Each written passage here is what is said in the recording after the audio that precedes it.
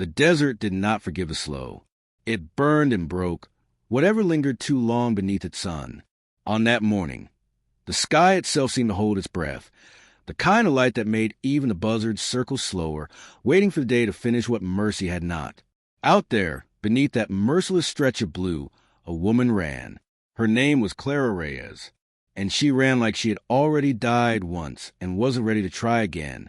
Before we begin this journey through the dust and the silence, take a second to breathe. These stories from the wild heart of the West aren't just about guns and grit. They're about mercy, faith, and the small sparks that keep people human when everything else is gone. So before we go any further, subscribe, stay with me until the end, and see how a single act of gentleness can change a life. Her steps cut across the desert floor, sharp and frantic. Each breath tore through her lungs, but she didn't stop. Behind her, faint but certain, the world she had escaped still hunted. The men she fled from had the patience of wolves. Slow, hungry, deliberate. Their horses had thunder in their hooves, and their laughter still carried on the wind. Clara didn't look back. She already knew what followed. Fear had a sound, and she'd been listening to it for days. The horizon shimmered, stretching forever, gold turning to white under the sun. Heat wavered like smoke above the ground. She stumbled once, twice, her vision blurring into fragments of light. When she lifted her head again, she saw it, a ranch, faded boards, leaning fences, the whisper of a windmill turning lazily against the sky, a place forgotten by most, but standing, stubborn as the man who owned it. Eli Turner was mending a post when he saw her. The hammer paused midair. He was a man of few movements and fewer words, a life carved down to the necessities of survival. Food, water, quiet, and a reason to wake up tomorrow. For years he had found that reason in the rhythm of work, in the call of the land that never judged him for being alone. But as the figure stumbled closer, small and broken against the sweep of the desert, something inside him shifted. Like the first drop of rain before a storm that never came, Clara fell hard. The sound of her body hitting the ground cracked through the still air. Dust rose and settled again, covering her like a shroud. She tried to push herself up, but her hands gave out. The desert did not care who she was or what she had done. It swallowed everything the same. She whispered something that sounded like a prayer or a warning, no louder than breath, and then she went still. Eli watched for a long moment. Men who live alone learn to measure before they move. The world had taught him that kindness could get a man killed as quick as cruelty. But there was something in the way she lay there, not defeated, not pleading, just empty, like a flame run out of wick but not yet out of heat. He walked toward her. The ground crunched under his boots. The wind picked up a dry, whispering sound. She stirred as a shadow fell over her. Her lips moved, cracked and trembling. Be gentle, it's too fast. The words came out like a fragment of some other life, half dream, half memory. They hung between them, strange and fragile, as the air itself might break if he spoke. He didn't. He turned, crossed to the trough, filled an old canteen, and placed it on the ground beside her. Then he stepped back. He'd learned long ago that saving someone didn't always mean touching them. Sometimes it meant giving them space to decide if they wanted saving at all. Clara's fingers crawled toward the canteen, slow and shaking. The first swallow made her cough. The second made her cry. The water was warm and tasted like metal, but it was life. She let it run down her chin, not caring that it mixed with the blood and dust on her skin. When she looked up, the man was gone from her sight, back at his fence line, hammer striking in slow, measured rhythm. The sound of it filled the silence, steady, unhurried. It was the kind of sound that told her she wasn't dead yet. The sun kept climbing. Hours passed in strange, fractured minutes. Clara moved only when she had to, pulling herself toward the shade of a half-fallen table by the barn. The boards above her creaked softly, letting strips of sunlight fall across her face. The scent of dry hay and old wood wrapped around her, and for the first time in days, she slept without fear at her back. When she woke, the light was fading. The sky stretched wide and violet, the desert turning cool and brittle. From somewhere outside, she heard the faint scrape of a chair on wood, the slow crackle of a small fire. He hadn't gone inside. He was sitting out there, keeping watch. Not for her, she thought, just because. It felt strange to be watched without being hunted. The night deepened. Coyotes sang from far-off ridges, their cries echoing through the dark. Clara lay still listening. Every sound in that place was honest. The sigh of wind, the rustle of grass, the rhythm of his boots when he moved to throw another stick on the fire. She wondered what kind of man chose a life so empty of voices, and what kind of past had driven him out here to let the world forget him. By morning, the desert smelled of dust and cooling iron. Clara stepped outside barefoot, feeling the cold bite her toes. Eli was already up, working again, same steady motion, same quiet. He looked up once when she appeared in the doorway. A nod, nothing more. But that single motion carried something heavy, a permission, a boundary, maybe even a welcome. She stood there for a while, letting the sun touch her face. Her hands still shook, her body still weak, but inside, something had stopped running. For the first time in longer than she could remember, she didn't feel like prey. Peace in the desert was a fragile thing. It came without warning and vanished just as easily. By noon, she heard the sound again, hooves, distant but deliberate. A single rider. Her body went cold. She stepped back into the barn, hiding in the slant of shadow. The man approaching rode with the posture of authority, and the kind of confidence only power could buy. Dust rose behind his horse, curling into the wind like smoke. When he came close enough, the sun caught the glint of metal on his chest. Sheriff Briggs. His face was carved in lines of command. His boots shone too clean for real work, and his eyes scanned everything like it all belonged to him. He stopped by the fence, spoke low to Eli. The desert carried sound like gossip. Every word stretched thin across the still air. Clara couldn't hear all of it, but she could feel the meaning. Her name, maybe. Questions. The weight of law. Eli's voice answered once, calm, quiet. Briggs frowned, spat in the dirt, and turned his horse. The ground shook as he left, dust trailing like a ghost in his wake. When the silence returned, it felt heavier than before. Clara pressed her palm against the wood of the barn door, feeling her heartbeat there. He had lied for her. A man who owed her nothing had chosen to carry her secret. That kind of kindness was dangerous. She stepped out slowly. Eli was back to work. The wind moved through his hair, dust clinging to his sleeves. He didn't look up when she approached, but something in the air between them had changed. The invisible thread of two lives momentarily crossing in a land too big for most to survive.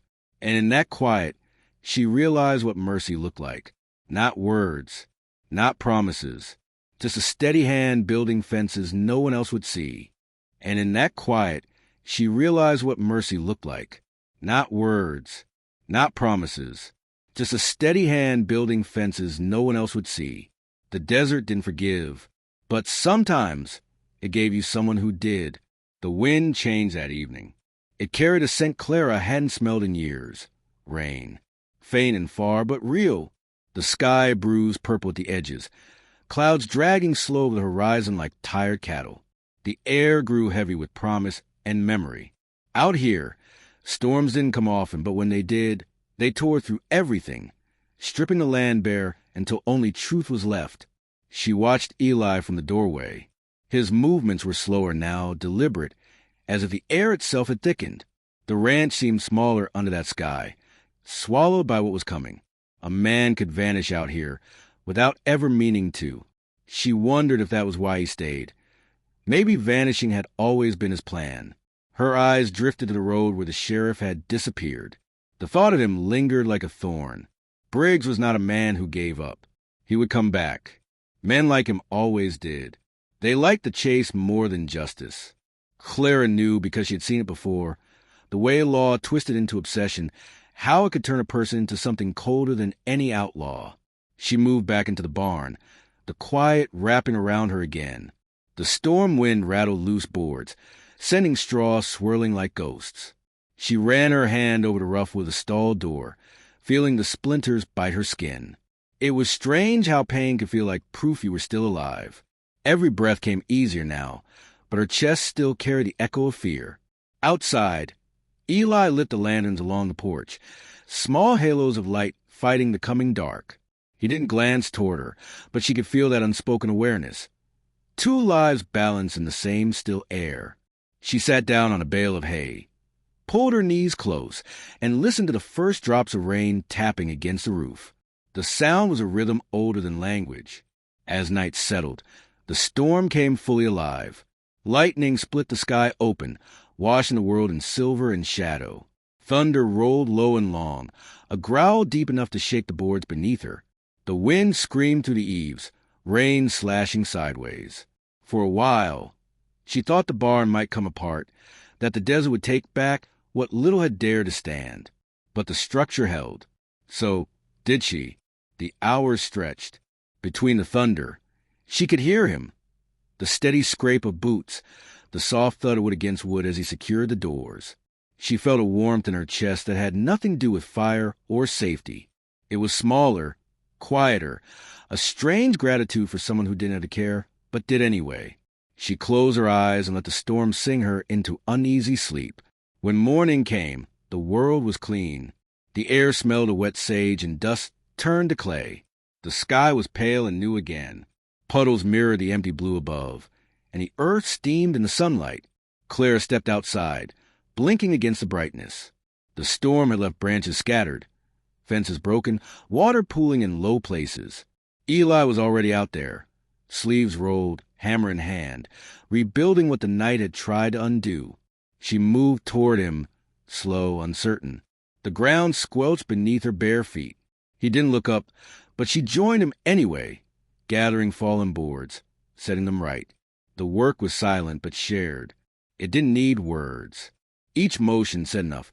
You're still here, I don't mind it. By midday, the sun burned hot again. The desert was already pretending the storm had never happened. That was the way of things here. Nothing lasted long enough to be remembered unless you chose to carry it yourself. Clara leaned against the fence post, catching her breath. The world shimmered in the heat, endless and quiet. For a moment, she let herself believe she could stay. But peace, she knew, always comes at a cost. Late that afternoon, the dust rose again on the horizon. 2 riders this time, not one. The wind carried the faint rattle of bridles, the metallic whisper of men prepared to draw iron. Her stomach turned cold. The sheriff was returning, and he wasn't alone. Eli noticed too. He straightened, eyes narrowing against the glare. The hammer hung loose in his hand. There was no fear in his face, only a kind of still resolve, the kind men wear when they've already decided what they're willing to lose. The riders slowed as they reached the fence line. Words passed between them, low and clipped, carried away by the wind before Clara could catch them. She stepped back toward the barn, heart pounding. She didn't want to bring this to his door, didn't want to be the reason the storm returned. But the world doesn't care what you want. It brings its reckonings anyway. The sheriff dismounted, dust falling from his coat, like ash. His companion stayed mounted, eyes scanning the yard. Briggs spoke again, gesturing toward the barn. Eli didn't move. The sheriff stepped closer, hand brushing the butt of his gun. The silence stretched until even the wind seemed to wait. And then, without a word, Eli turned his back on him, walked to the porch. The gesture was quiet, but it was louder than any threat could be. It said, "You're not welcome here." The lawman didn't take it kindly. His voice rose, sharp, cracking through the stillness. Clara's chest tightened. She pressed a hand to her mouth to keep from gasping. She knew what came next. Men like Briggs didn't walk away when pride was bruised. The metallic click of a revolver broke the moment apart. The shot never came. Eli turned, faster than anyone would have guessed. Years of ranch work had carved him into something more enduring than muscle. Patience, timing, quiet precision. His hand moved once, and suddenly the sheriff's gun was no longer aimed.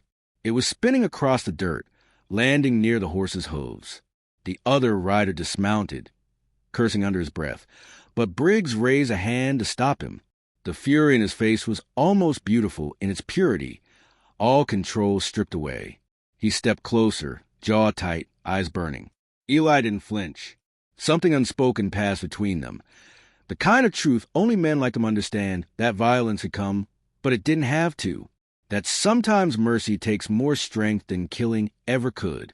Briggs bent slowly, picked up his revolver, and holstered it. His words came out low, a warning, but his body was already turning toward the horse. He mounted, spat in the dust again, and rode off. The other man followed. When the sound of hooves finally faded, Clara stepped out from the barn. The world felt thinner, lighter, as if the air itself had been holding its breath and could now exhale again. Eli stood by the fence, still facing the horizon. The sun caught his silhouette, tall, unmoving, carved against the light. Clara looked at him and felt something she had known she still had. Trust. Fragile, unfamiliar, but real. She wanted to thank him. She wanted to say something that could reach across that impossible distance between two people who had forgotten how to speak gently. But the words stayed in her throat. She didn't need them. Not yet. Instead, she turned, gathered her few things. The shawl she carried from the road, a piece of bread wrapped in cloth, the canteen he'd given her, and set them down neatly by the porch. The message was clear enough. Gratitude, not burden. But Eli didn't move, didn't look down. He only nodded once, eyes still on the horizon where the law had disappeared. And for the first time since she'd come here, Clara realized he wasn't watching for danger anymore. He was watching to make sure it stayed gone. The sun began to sink again, painting the land in gold and fire. The air turned soft, the way it does only after the storm has forgiven you for surviving it. Clara sat on the steps, watching him. The silence between them was no longer empty. It was a promise. Sometimes in the wild places, the kindest thing a person can do is nothing at all. To hold the line, to let another breathe, to be still when the world demands you run. And that, she thought, was the gentlest thing of all. The days that followed unfolded slow, like dust settling after a long chase. The land began to heal itself. Fences mended, hoofprints fading into sand, the memory of gunfire swallowed by the wind. The desert has always known how to keep its secrets, how to erase what it no longer needs. But some things the heart refuses to forget. Clara rose with the dawn each morning, moving to the rhythm of work, feeding horses, sweeping the barn, hanging wet clothes in the dry wind. Her body ached, but it was a good kind of ache, the kind that comes from belonging somewhere, even if only for a while. Eli worked the fields with the same quiet steadiness he had always shown, saying nothing, asking nothing, but always close enough that she could feel his presence like a shadow that kept her safe. The townsfolk still talked, of course. They always do. Words carried on the wind, bending truth until it broke. Some said Eli had taken in an outlaw woman. Others whispered he was losing his mind, talking to ghosts. Clara heard the rumors once at the edge of town when she went for supplies. She didn't answer them. Silence was its own kind of armor. She noticed the small things first, how he left an extra cup by the coffee pot each morning, how he paused by the barn door before heading out, how his hat rested beside hers now, like two stories that had stopped fighting the idea of being told together. There were no confessions, no grand moments, just the quiet ease of people who had seen too much and still chose to stay. As autumn crept across the desert, the nights grew cold. The stars sharpened, close enough to touch. Clara began lighting a small lantern by the window before bed, a signal, maybe, or a comfort. Sometimes she caught Eli's silhouette outside, tending the fire pit or checking the fence lines. The orange glow caught his face in pieces, jaw, cheek, the edge of a tired smile, and she would wonder what it must feel like to belong to a place so completely, to trust it enough to build your whole life on it. But peace, she knew, is never given. It's earned and it's fragile. The day it returned, it came quietly, a rider at dusk, carrying a folded letter and a face Clara didn't recognize. He didn't linger, didn't speak more than a few words before leaving again. The paper was creased and dirt-stained, sealed with a mark of Sheriff Briggs. She turned it over in her hands before setting it down on the table. Eli didn't open it right away. He just stared at the edges, as though he could already read what waited inside. When he finally broke the seal, the words were few. The sheriff was dead, shot 2 counties over during a raid gone wrong. There would be no more search parties, no more lawmen riding in with questions they had no right to ask. Her name was clear now, or at least forgotten. The past had finally loosened its hold. That night, the wind was still. The stars burned cold above the barn. She walked out into the open land, bare feet brushing against dry grass. The quiet wrapped around her like a blanket stitched from everything she'd lost and somehow survived. She looked back at the ranch, at the small light in the window where Eli sat sharpening a blade, a habit he'd never quite put down. His world was one of patience, of waiting, of enduring, of finding small pieces of peace in the work of survival. She stood there a long while, the air cold against her skin. She thought of the road that had carried her here, of the faces that had disappeared along the way, of the sound of hooves behind her that she no longer feared. The desert stretched endless in every direction, but for once, she didn't feel lost in it. When she finally went back inside, she poured 2 cups of coffee and set one beside him. The steam curled upward like a prayer. He looked up just once, the faintest nod, then returned to his task. She didn't mind the silence. It said more than words could manage. In the weeks that followed, they worked side by side, rebuilding what the storm had broken. The fences stood straighter now, the horses calmer. Clara learned to mend harnesses, to fix gates, to move through the routines that made the ranch breathe. Each day left her a little stronger, a little less afraid of standing still. One evening, as the sun sank behind the ridge, the light turned everything to gold. The dust rose slow and softened the glow, and the air smelled of grass and with smoke. She found herself standing beside him at the fence line, watching the horizon burn into night. He didn't turn, didn't speak. He didn't have to. The silence between them had changed shape. No longer a distance, but a thread binding 2 worn-down souls to the same quiet place. In that stillness, she realized something simple. Kindness doesn't need to announce itself. It doesn't demand repayment. Sometimes it's just a man leaving water for a stranger. Sometimes it's a woman staying long enough to see what grows when the fear finally fades. The months slipped by. The seasons folded over one another, and the ranch found its rhythm again. Travelers passed through, asking questions that went unanswered. The world kept moving, but for Clara and Eli, time seemed to pause right there, in the stretch of land between loneliness and something softer. Not love, not yet, but the kind of understanding that could become it. One cold morning, she woke before dawn. The moon still hung pale in the western sky. She stepped outside, pulling his coat around her shoulders. The air bit her skin, sharp and alive. Somewhere out in the pasture, a horse snorted, its breath clouding like smoke. She walked to the fence and looked east. The horizon was just beginning to catch light, the first thin blade of sunrise cutting through the dark. She thought about all the places she could have been, all the times she could have stopped running, but didn't. The thought hit her then. She wasn't running anymore. She was standing, breathing, living in a place that had no name for what they were, only proof that they existed. Eli stepped out a few minutes later, coffee in hand, boots crunching on the frost. He handed her the cup, their fingers brushing once. That small touch was enough. It was a promise without words, that they would face whatever came next together. That kindness, once planted, could take root even in the hardest soil. The sun rose slow and sure, spilling gold over the world. The desert gleamed like forgiveness. She turned to him, and for the first time, she smiled without fear. It wasn't the smile of a woman saved. It was a smile of someone who had finally stopped asking the world to apologize. They stood there until the light swallowed the last of the shadows, until the day felt ready to begin again. And maybe that's what mercy looks like out here. Not grand gestures, not dramatic rescues, but the quiet act of staying. Maybe it's a rancher who hesitates, a stranger who whispers, "Be gentle," and the moment that follows when the world softens enough to let 2 broken people breathe again. Maybe it's that simple. Before you ride off into your own horizon, take a breath and remember this. Sometimes it's not the battles we win that define us, but the moments we choose to stay kind when no one's watching. If this story found a place in you, share it. Let someone else feel it too. Subscribe to the channel so you don't miss the next story from the wild heart of the West, where every quiet act of mercy reminds us what it means to be human. Now pour yourself another cup of coffee. The desert still has more to tell.